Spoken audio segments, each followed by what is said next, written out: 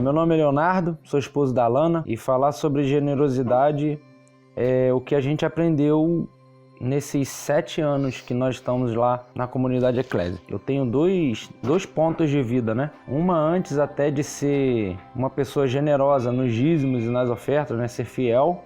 E outra depois disso tudo, né? O pastor Luciano começou uma célula aqui em casa. Aí a gente já tinha assim um laço estreito, depois estreitamos mais ainda depois disso tudo, né? Nós éramos anfitriões, ele que fazia a célula aqui e a gente foi aprendendo muito com ele, né? Depois disso tudo que aconteceu, eu lembro de uma situação, teve um pastor que foi lá na igreja e esse pastor ele falou uma coisa muito interessante.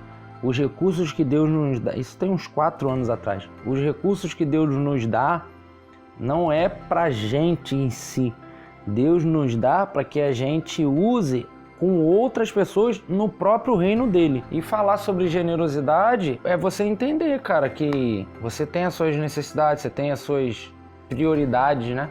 Mas há algo maior ainda nisso tudo do que aquilo que a gente mesmo quer. Aí, por exemplo, tem essa questão da Kombi aí. Charlin, né? Um cara que nessas loucuras, eu tô nas loucuras dele e ele tá nas minhas loucuras, né? Aí eu liguei pra ele, irmão, tem uma parada pra gente resolver aí, cara. Tinha uma galera aqui da célula que não tinha como ir, né? Por causa da falta de transporte. Aí eu falei com ele, pô, cara, tem uma parada assim, mas pintou uma Kombi pra gente comprar, só que essa Kombi tá lá em Nova Iguaçu, mano. Aí ele, vamos? Aí a gente saiu um sábado aqui, se despencamos lá pra Nova Iguaçu pra ver esse raio desse carro. E aí compramos o carro, né? Esse carro já fez até uns trabalhos lá na igreja. Já levou comida pros moradores de rua, né, uma vez. Já trabalhou no Retiro de Impacto, no último Retiro de Impacto da Rede Verde. Porque nós temos aprendido que a generosidade não tem a ver só com o dinheiro, né? Mas tem a ver com nossas ações e onde está o nosso coração. E tudo que a gente tem pedido para chegar até nós hoje, todas as nossas orações, seja em relação a bens materiais, a carro, a casa, né? A gente sempre fala assim, Deus, que venha até nós, mas que possa ser usado para o reino de Deus. Que possa ser compartilhado também com outras pessoas. E aí ele sempre pensa nisso, né? Ele, vou trocar de carro, tem que ser um carro. Eu falei, Léo, vamos comprar um carro menorzinho. E Alana, mas como? Nós temos que carregar as pessoas, temos que dar carona pro pessoal ir pro culto. Ele comprou um carro de 7 lugares, depois da Kombi.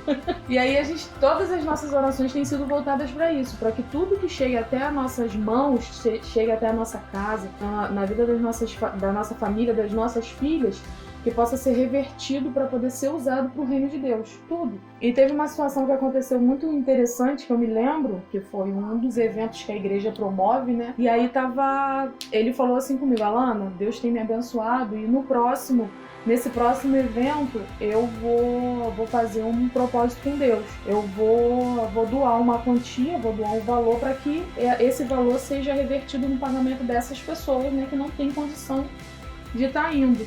Teve uma vez, o pastor Luciano mandou a gente ir para um retiro de homens, de uma igreja. E quando a gente chegou lá nessa igreja, lá nesse retiro lá, tinha um cara que ele era um empresário muito bem sucedido, né? E esse cara custeava todo o retiro da igreja. Aí eu falei, pô, pastor, eu quero isso pra minha vida. Eu ainda vou ter condições de bancar os retiros que a nossa igreja vai fazer. Aí nessa ocasião, a gente estava na oração lá em cima, antes do retiro, faltando uma semana pro retiro. E Deus colocou isso no meu coração. Falou assim, cara, você não tem vontade de custear um retiro? Por que você não custeia as vidas dessas pessoas? Tipo assim, vamos ver se você realmente tem coragem mesmo de fazer o que você fala que você quer? E aí eu fiz, cara, assim, nessa situação, né, foi assim um retiro que eu recebi muito da parte de Deus.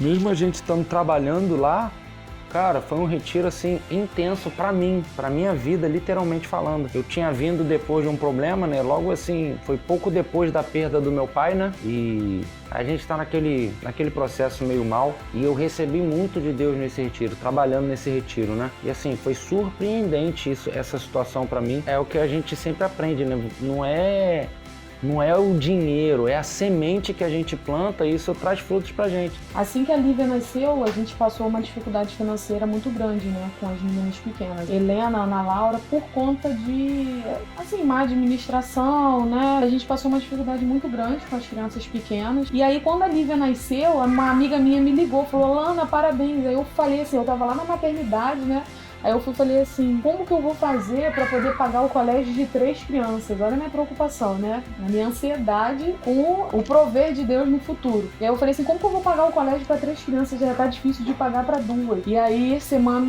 mês passado mais ou menos, teve uma atividade lá no colégio das minhas filhas que eu fui. E eles tinham inaugurado a biblioteca, eu sempre achei muito lindo, né? Sempre gostei muito de ler. E eu achei aquilo ali a coisa mais linda. E aí, quando eu entrei dentro do carro, o Senhor trouxe no meu coração, lembra?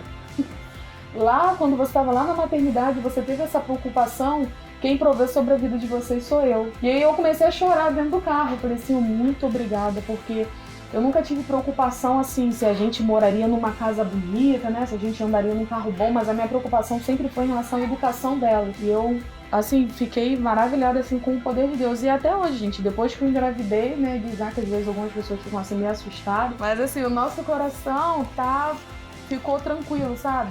Essa aqui é a nossa família. Grande família. A grande família. Daqui a pouquinho vai ter mais um membro aí junto de nós. E é isso. Deus tem suprido todas as nossas necessidades, sabe? Porque um dia nós entendemos que nós não devemos reter tudo que Deus nos dá, que seja revertido integralmente para o seu reino, né? E que o Senhor continue nos abençoando. Porque tudo aqui, gente, é passageiro. Tudo que a gente tem visto aqui, tudo que a gente às vezes conquista, é passageiro. E você não colocar o seu coração nessas coisas, você colocar o seu coração no reino de Deus, eu acho que é o segredo de tudo.